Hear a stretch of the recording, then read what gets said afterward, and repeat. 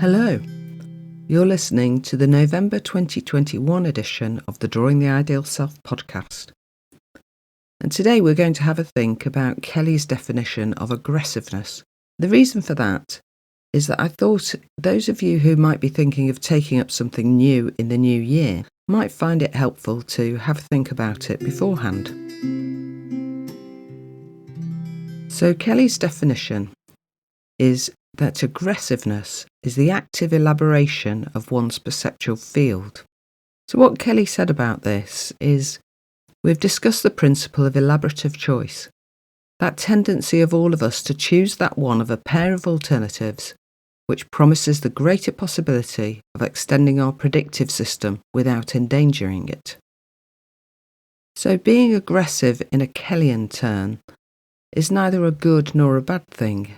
So people who are aggressive are actively exploring things which might make sense to them and will elaborate their sense of self. That's very different from the layperson's or the typical dictionary definition of aggressiveness, which has a lot of negative connotations. Kelly doesn't have that. So he talks about aggressiveness as being that exploration, and without aggressiveness we won't move. Kelly says, some clinical psychologists apply the concept of aggression as if it were essentially an antisocial impulse.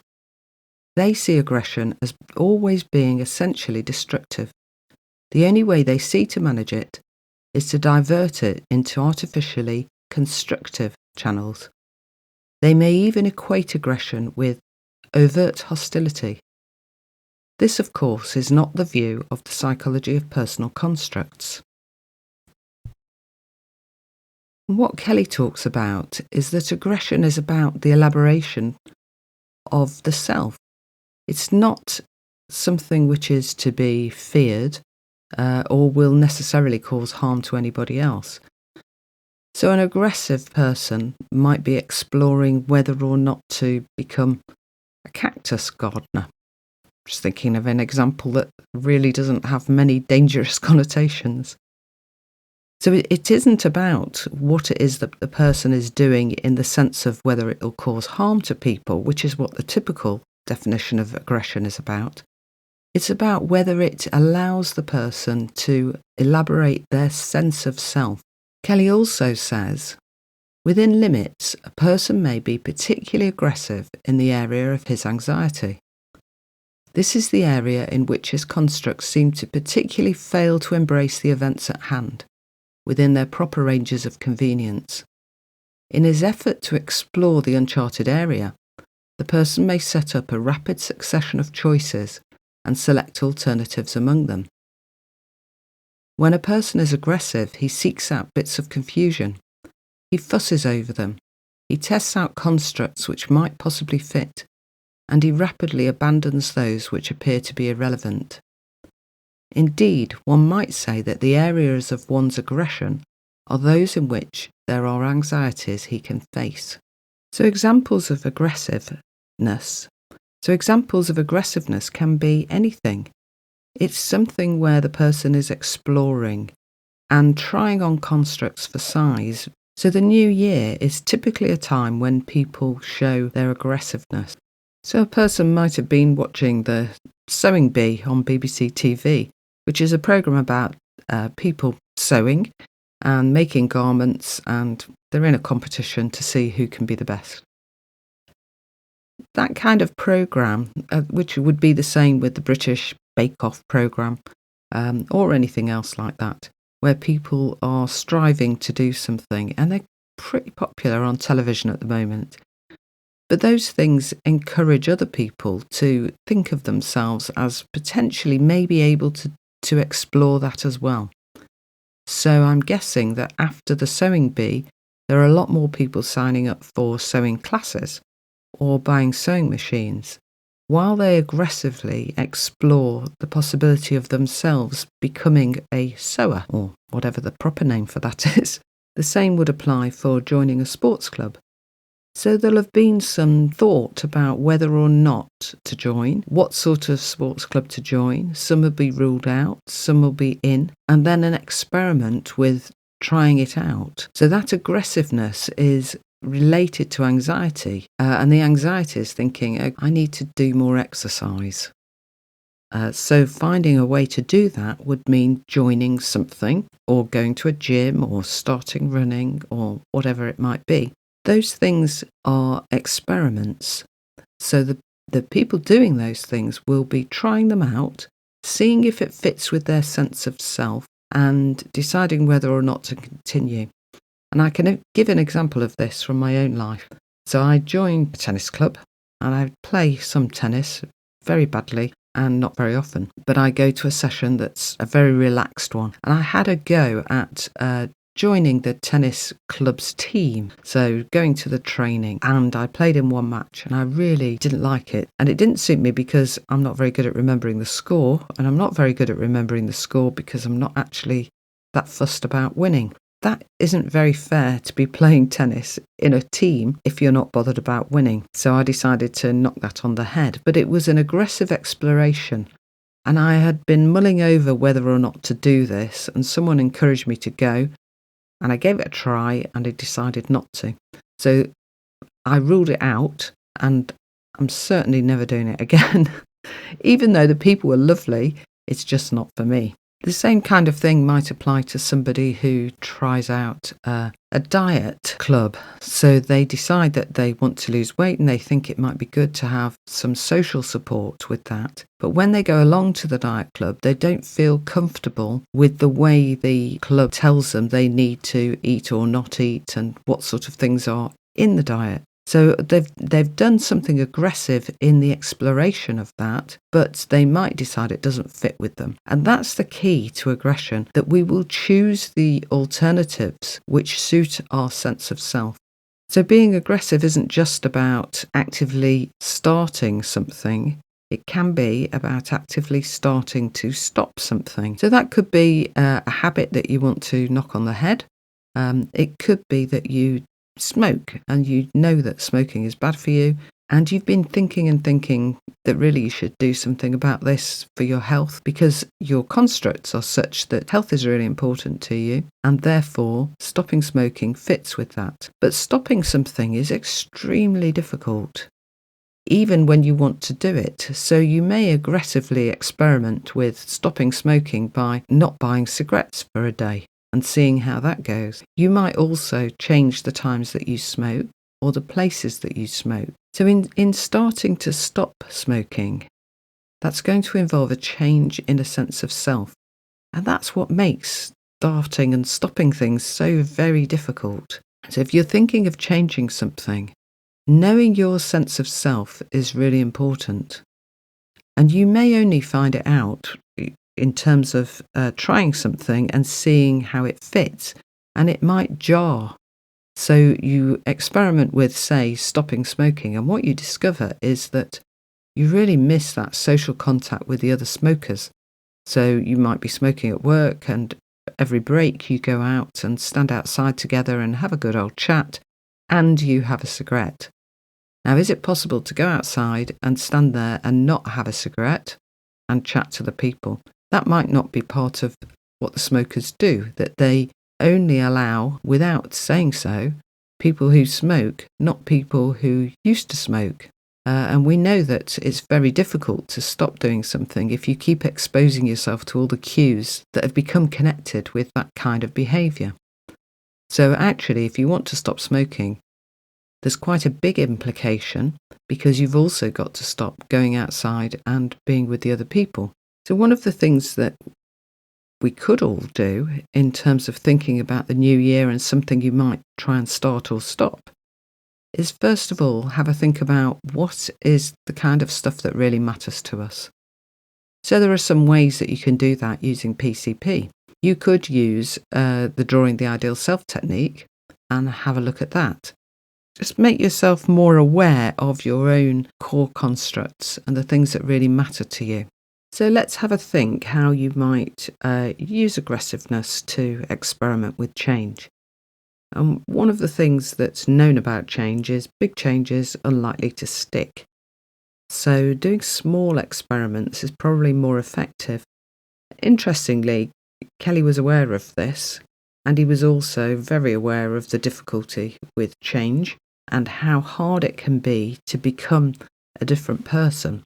So one of the things you might want to do is to make sure that the changes that you want to experiment with are not going to jar too much with the rest of you. So you could use drawing the ideal self for an exploration like that to help you to identify some core constructs and the things that really are important to you. Because if you do something which might affect them, you're more likely to be uncomfortable with it and obviously then to stop doing it or to revert to your previous patterns. So you can think about small ways that you can make little changes that won't be too devastating. And how little those changes are and what they might be is going to be entirely personal. So it could be that you want to start eating healthily. And one option might be to become vegan. Another option might be to become vegetarian.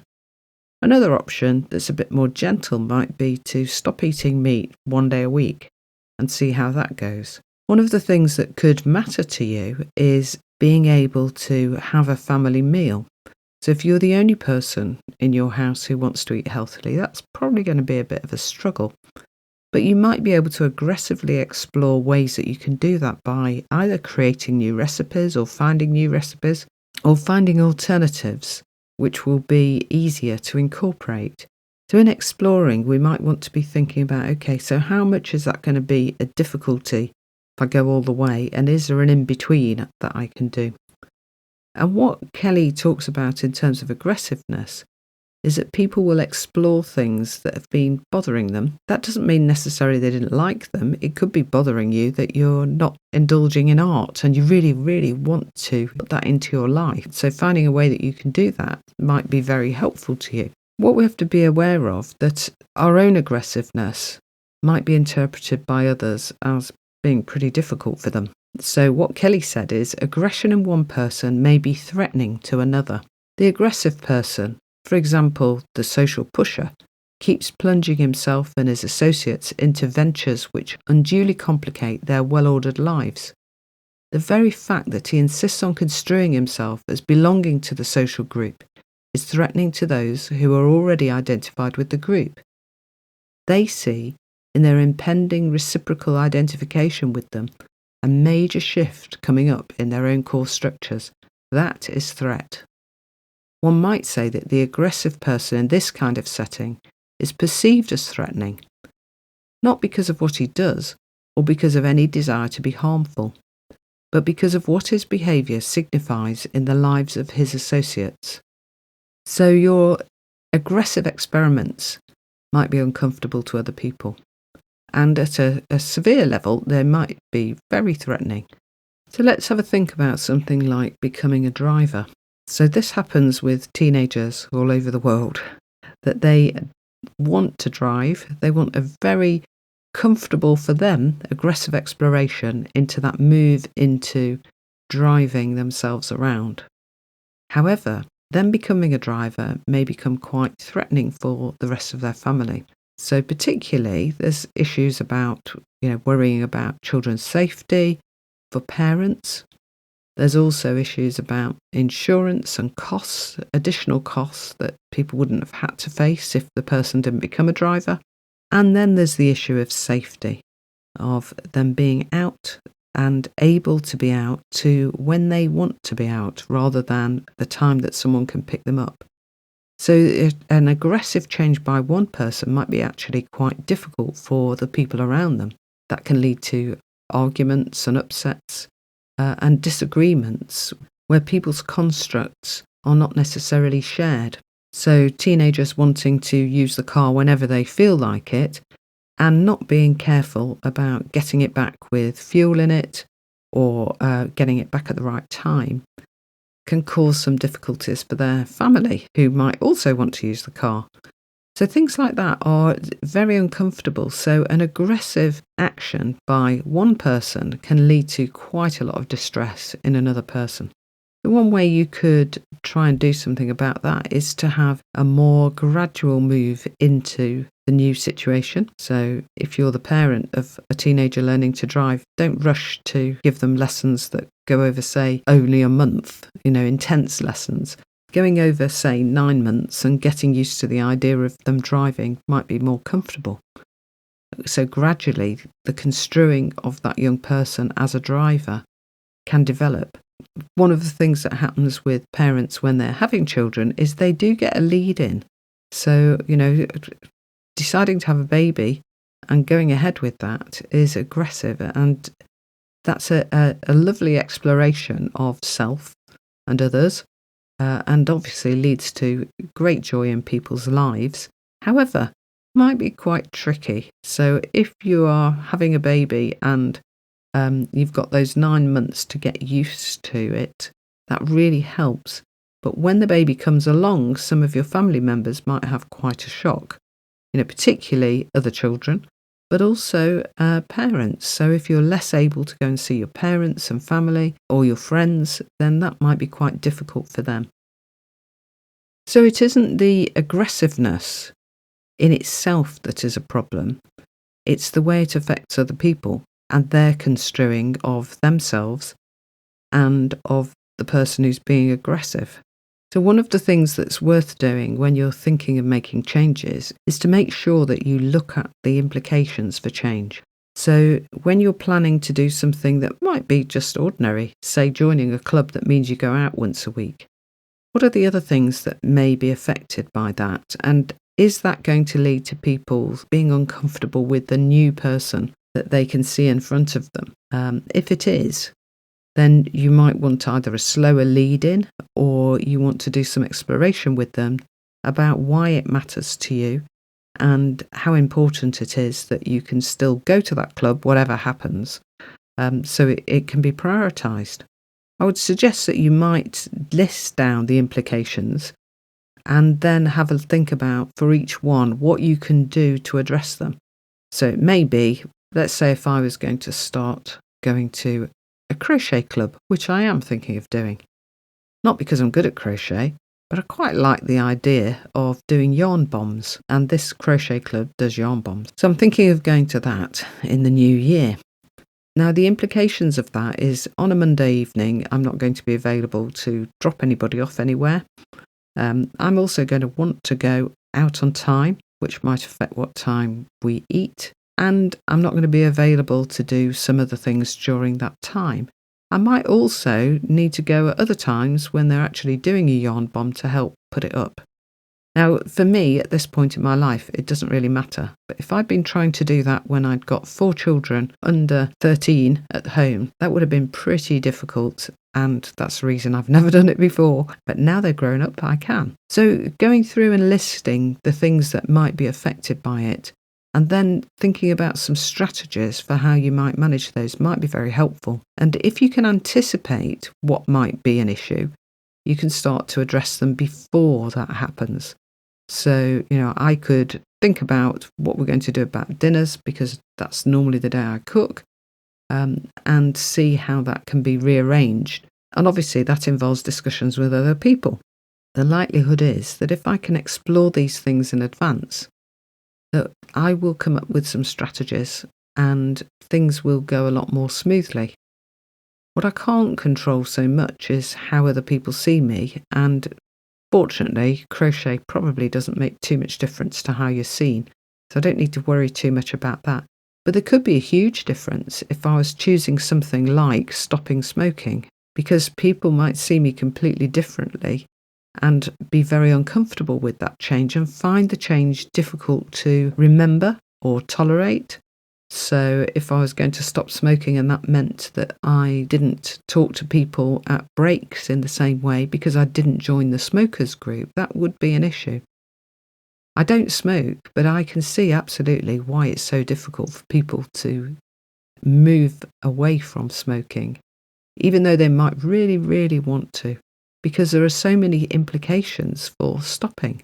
What do you do after a meal if you don't have a cigarette? What do you do first thing in the morning with your cup of tea if you don't have a cigarette? And that's, I suppose, why vapes have been developed, to allow people to still do some of the things and make a more gradual change to absolutely not doing any of them. So if you want to use Drawing the Ideal Self, you can get it free on my website, and it will always be there. you just have to download it. I do ask for your email address in order to download it, but that's just so that I can send you a notification of this podcast, or if anything else comes up, if I've put something new on the website, I can tell you that. So I only send one a month, and I'm very unlikely to send any more unless I've made a mistake, in which case sometimes I have to correct it. So you can get that and work through it. You can have a look at implications grids if you want to, and I'll put a reference for that in the show notes as well. And then you're ready for your new year. Definitely, I'm going to be giving the yarn bombing crochet group a try and see how that goes. Okay, so the next episode will be in December, and we've got an episode coming up which is an interview with Jenny Newland. Jenny is a tutor and a whitewater kayaker and also a psychotherapist. And in particular, she's a maths tutor, so she has some interesting things to say about tutoring young people and some adults with maths. So if you're a teacher yourself, you may really want to listen to that. Okay, so I'll see you again in December. Thanks very much. Bye.